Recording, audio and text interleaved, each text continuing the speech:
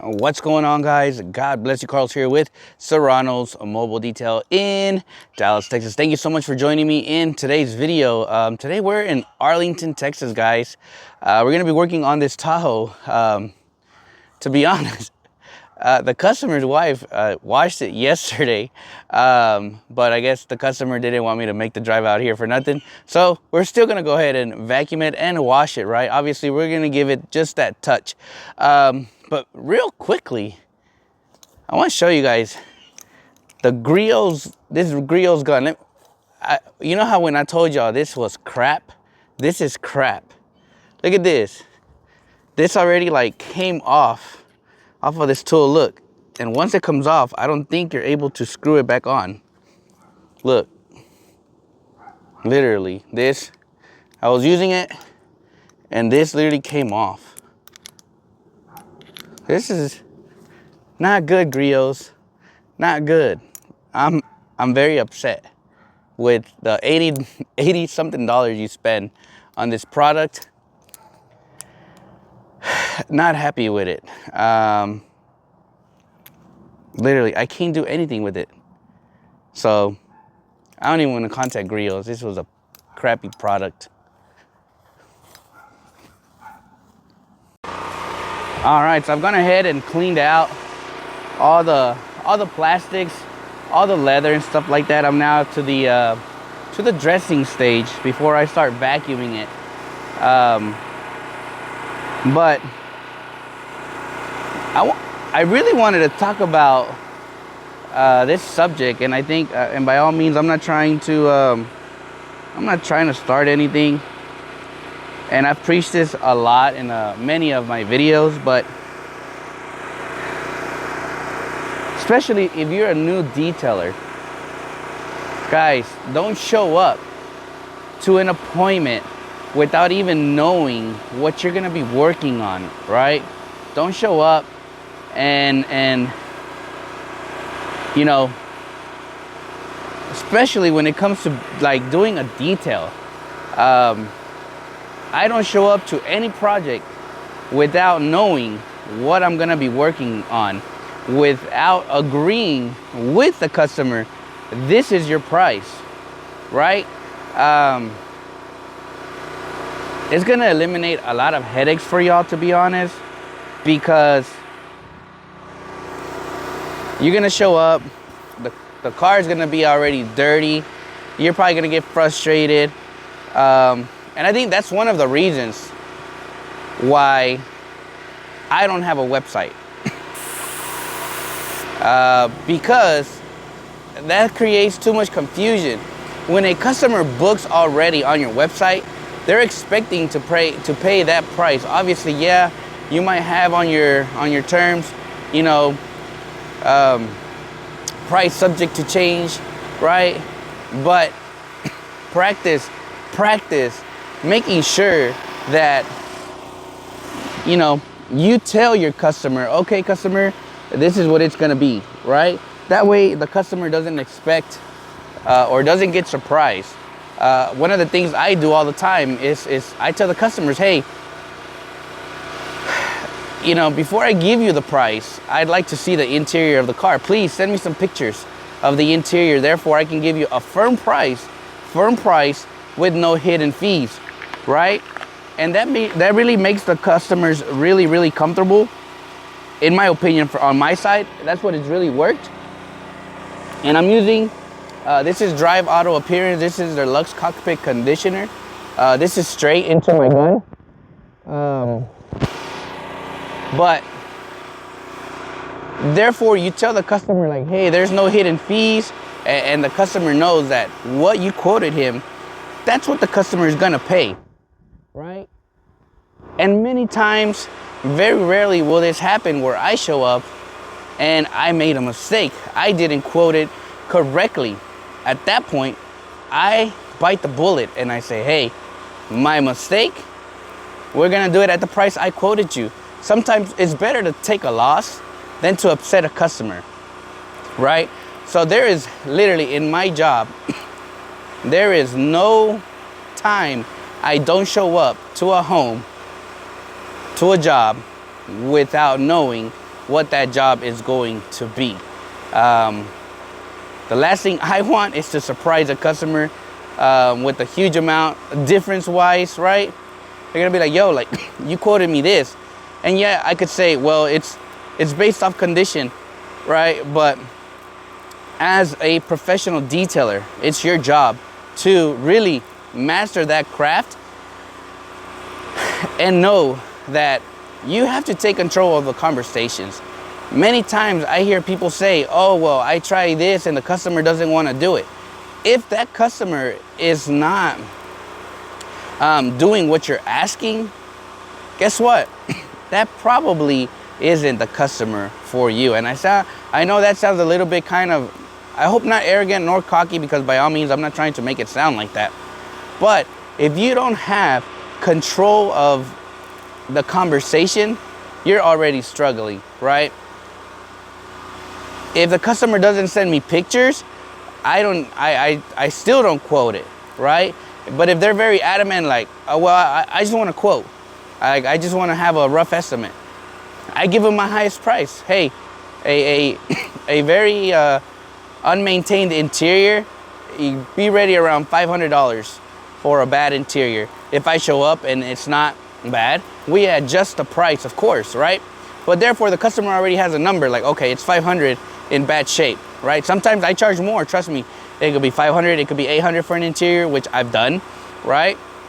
But I'm very open to the customers. I tell them, hey, on a very bad interior, it could run you from 500, maybe $800. I know it's a huge price, but trust me, the work I do is gonna have this, is gonna take me this long, and I make sure and I lay it all out to the customer so they can put the benefit onto the price. So just a quick advice, don't show up to appointments without knowing what you're gonna be making that day or what you're gonna be working on that day. Don't be surprised, right? Because at the end of the day, yeah, you may say, okay, wrap it up, we ain't doing it, and you just lost a day.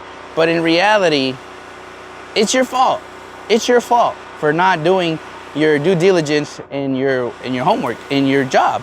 So anyways, let's get back to it.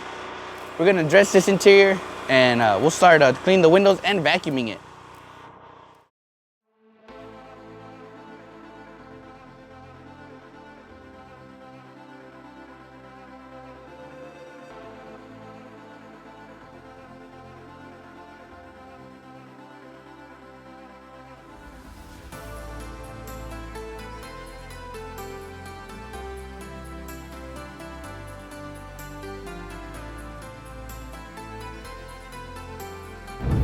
And one of the many reasons why I love using this detail gun is just because of the even application.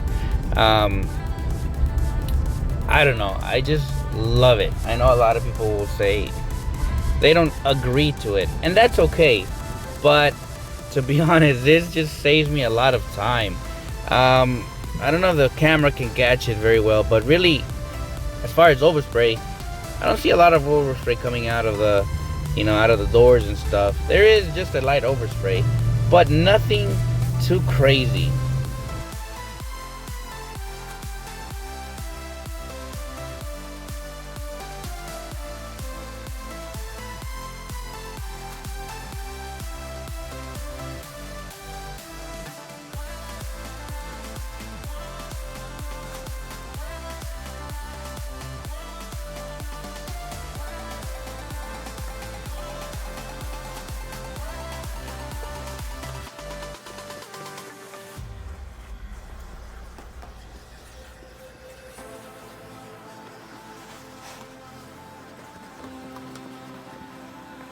One thing I didn't showcase, obviously my blow tool doesn't work, so what I ended up doing is I ended up just using my vacuum.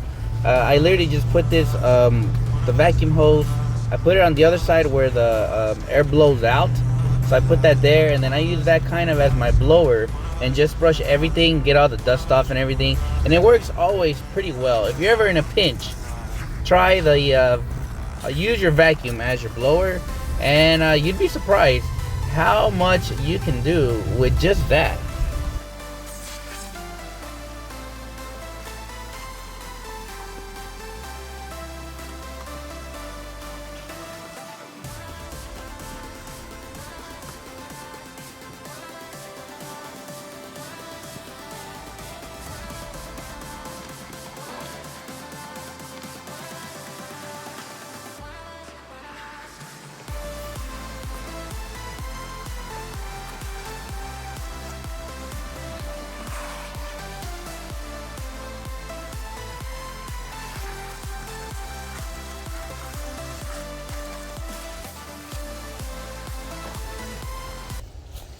Alright, so we're done with the car.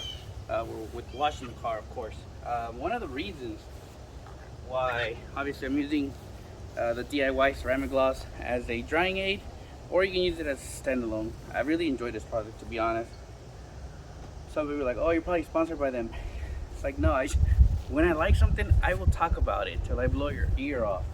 But no, one of the reasons why I literally buy a bunch of drying towels is because after I dry the car, everything completely, then I will come back and do the door jambs.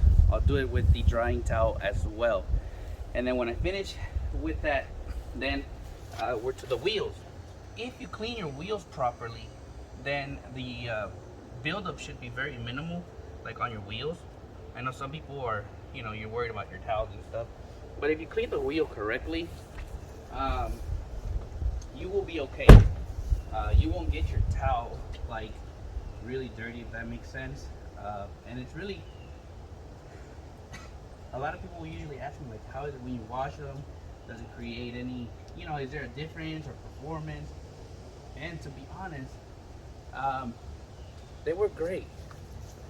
It all falls down to like really cleaning the car, and they won't get really dirty. They will get soaked because obviously I use one towel literally for everything.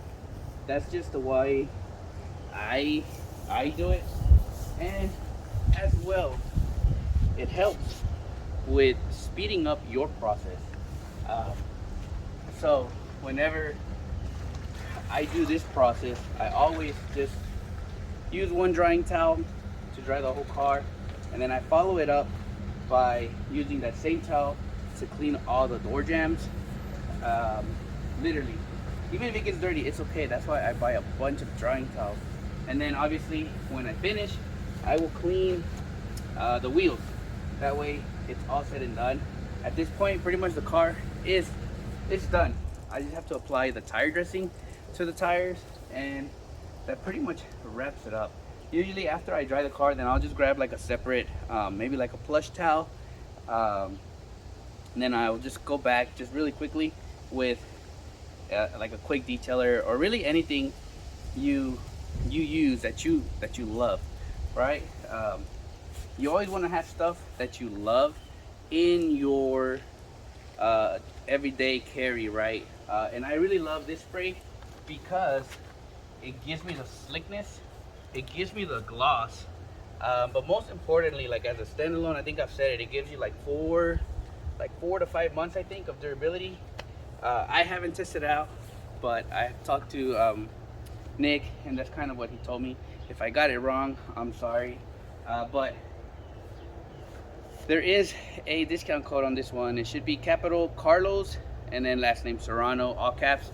At the DIY.com website, you'll get, I think you get 10% off of your complete order. But if you want to save a little bit, spend $100 or more, you get free shipping. I know some people don't like paying for free shipping, so spend a little bit more, $100 or more, and you will get all of these for free. Well, shipped for free. Anyways, I think that concludes today's video. I know it wasn't like a heavy detail video or anything like that. Again, just remember, if you're new to detailing, double check before you show up to your customer's house. You don't want to show up literally with no idea what you're working on, and always price the job before you get to the customer's house. Agree to the terms before you arrive to the house. Don't show up and then you want to hit the customer with it's an extra $300, right? But hopefully this video kind of helped you guys out. As always, God bless you guys. I'll catch you guys on the next video.